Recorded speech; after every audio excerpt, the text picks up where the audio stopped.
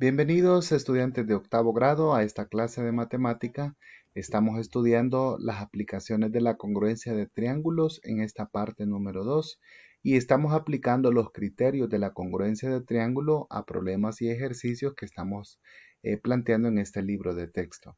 A continuación veremos también un problema que nos plantea la clase 1.9, aplicación de la congruencia de triángulos parte 2, en la cual el problema inicial dice de la siguiente forma.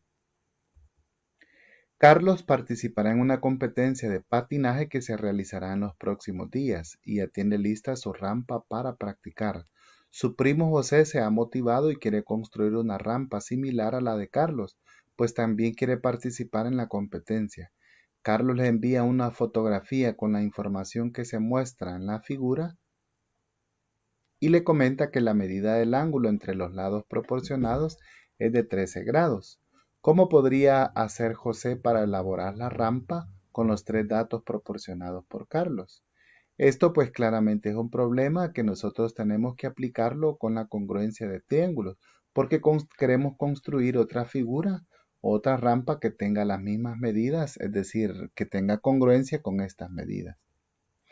Entonces, al revisar la solución de este problema, vemos que las dos medidas que nos han dado forman un triángulo y le sumamos a esto la tercera medida, que es el ángulo de 13 grados. Entonces, recordemos las condiciones iniciales del problema. Identificar los lados conocidos que se indican en la figura, indicar el ángulo entre los lados conocidos, es decir, de 13 grados, y observemos que en el costado se ha formado un triángulo, que conocemos dos medidas y el ángulo comprendido entre ellos. Entonces, al aplicar un criterio de congruencia de triángulos, tenemos dos lados y un ángulo comprendido entre ellos. Entonces, esto es el criterio LAL, ¿verdad? Que se puede construir de nuevo la rampa, como lo muestra la figura que está presentando ahorita la pantalla. Entonces, podemos extraer los datos y construir la rampa y medir y cortar las piezas según las medidas indicadas en el triángulo. Luego colocarla sobre este modelo de triángulo que se ha construido, de tal manera que ambos lados formen un ángulo de 13 grados. Y con seguridad estos tendrán la misma forma, pues estamos utilizando criterios de congruencia de triángulos. Veamos un ejemplo que se encuentra como ejercicio en el cuaderno de ejercicios. Dice que en el triángulo ABC, que es el que se muestra aquí en medio, ABC es equilátero, es decir, sus tres lados son iguales y sus tres ángulos miden 60 grados. Y el segmento AD, el segmento BE y el segmento CF son las prolongaciones de los lados de este triángulo. Además, este ángulo alfa, el ángulo beta y el ángulo teta tienen la misma medida. Entonces nos piden demostrar que el triángulo ADB con el triángulo BCE y el triángulo CFA son congruentes. Para esto entonces tenemos que partir por pares de triángulos. Lo que sabemos es que el triángulo ABC es equilátero y sus tres lados son iguales. Aparte también sus ángulos miden 60 grados. Entonces vamos a empezar con el triángulo ABD, que es el que está aquí abajo, y el triángulo BCE. Veamos qué podemos comentar de estos dos triángulos. Primero, sabemos que comparten un lado. El segmento AB con el segmento BC son lados del triángulo equilátero AB y por lo tanto son iguales. También tienen un ángulo alfa y beta. Ese ángulo que se presenta ahí mide lo mismo. Y luego podemos pensar en qué otro criterio utilizar. Tenemos este ángulo que le estamos llamando, sería el ángulo BAD o DAB con vértice en A. Ese sería puesto que son prolongaciones, es el suplemento de 60 grados.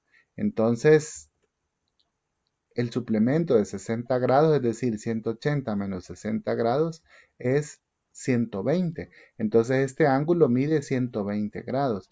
De igual manera, podemos decir que este ángulo con vértice en E SB también tiene esa misma característica y ambos miden 120 grados, aunque aquí en pantalla dice 60 grados.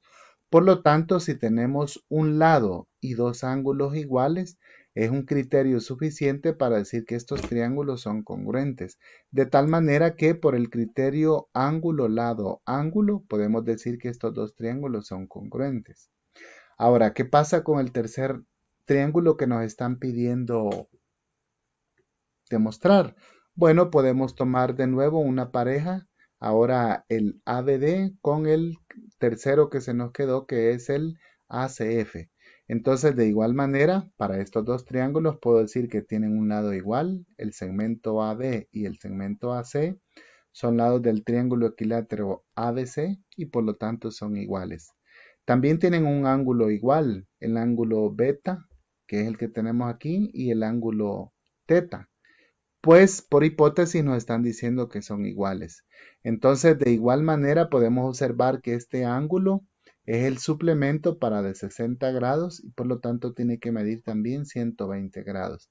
Entonces tenemos un ángulo de 120 grados y otro ángulo de 120 grados. Esto quiere decir entonces que por el criterio ALA, ángulo lado ángulo, también podemos afirmar que son congruentes. Como ustedes pueden observar, en algunos casos hay que tener un poquito el ojo más abierto para poder identificar las condiciones necesarias que nos garanticen que los triángulos son congruentes. Ahora ustedes pueden aplicar esta información en los ejercicios que propone su libro de texto y también los que se encuentran en el cuaderno de ejercicios.